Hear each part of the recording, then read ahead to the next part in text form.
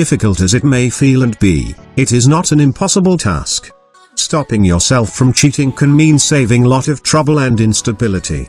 You have to stop something that is wrong. Here are a few ways that can help you stop cheating and stay faithful to your partner. Welcome to Lifestyle Therapy Channel. Stay tuned.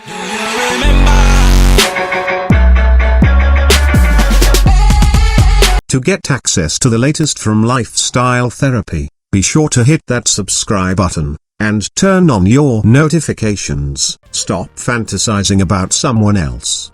Have you ever found yourself thinking about being romantic with someone else besides your partner? Perhaps you've already imagined yourself kissing a colleague once, going out on a date with a beautiful friend, or worst, fantasizing about having sex with other person.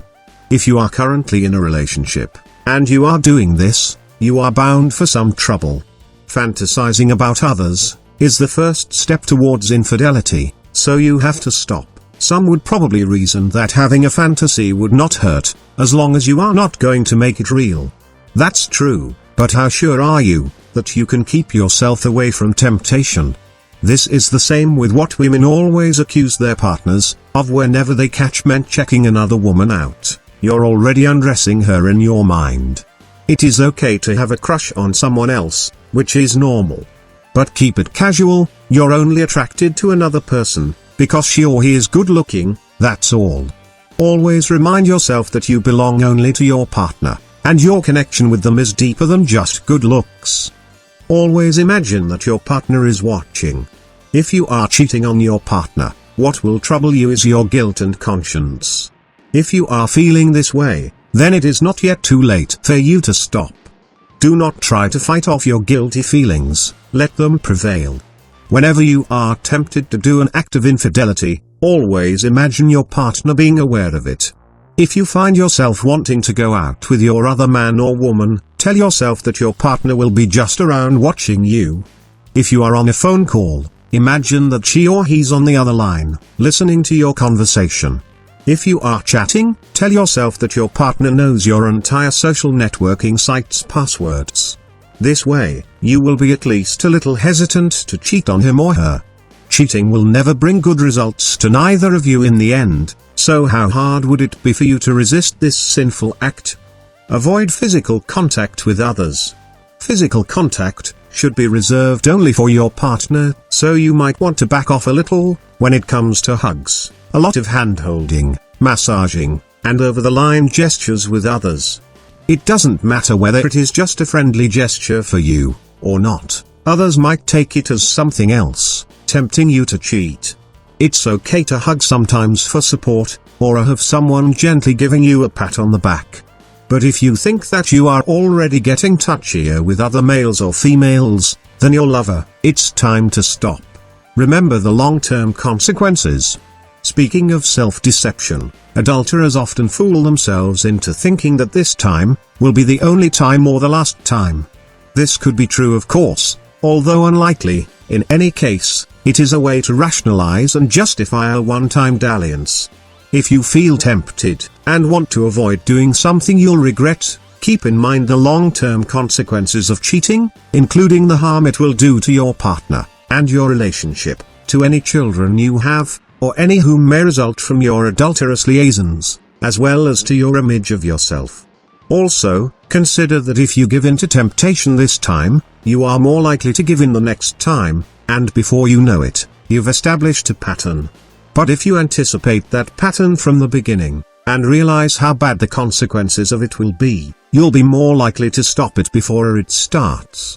Cheating is hard work, it will stress you out a lot, and it's not even worth it.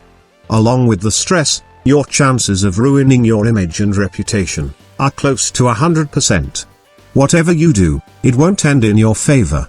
Don't ever cheat. Try to talk to your partner if you are beginning to feel uncomfortable with your relationship. Be transparent to him or her. Because if you do so, it will be easier for you to resist this sinful temptation.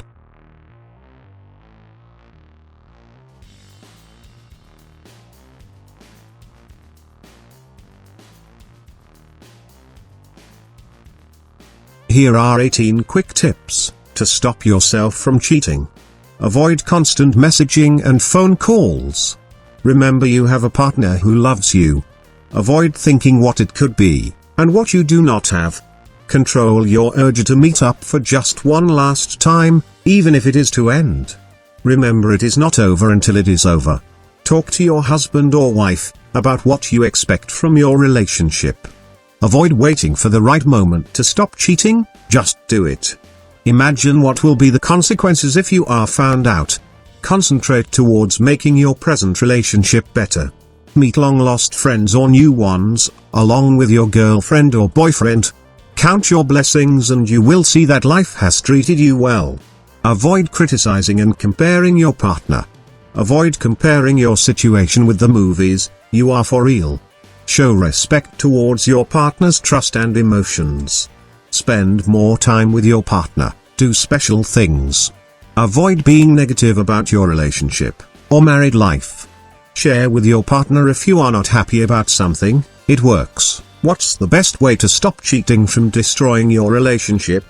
The best first step you can take to protecting your relationship from infidelity is to have a frank and honest talk with your partner about your definitions of infidelity. Nail down exactly what both you and your partner consider cheating. You both have to agree on what kind of behavior is cheating.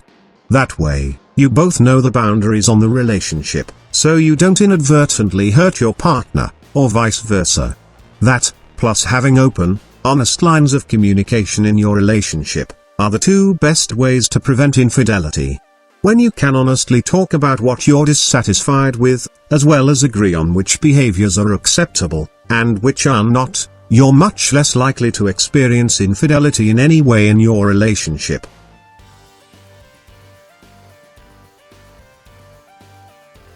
Number 1. Be trustworthy. Trust is a key characteristic of positive relationships. When asked about relationships, people identify trustworthiness as one of the most valued traits. Being trustworthy means being dependable, reliable and honest. Most of us value relationships that are based on trust, where people are honest, but also thoughtful. Number 2, take it slow. Early relationships are heady and filled with emotions. While a lot of this is biochemical and difficult, or impossible to control, you can mitigate your feelings by intentionally slowing down. Don't be too available. Make plans with other important people in your life, and resist the urge to cancel them.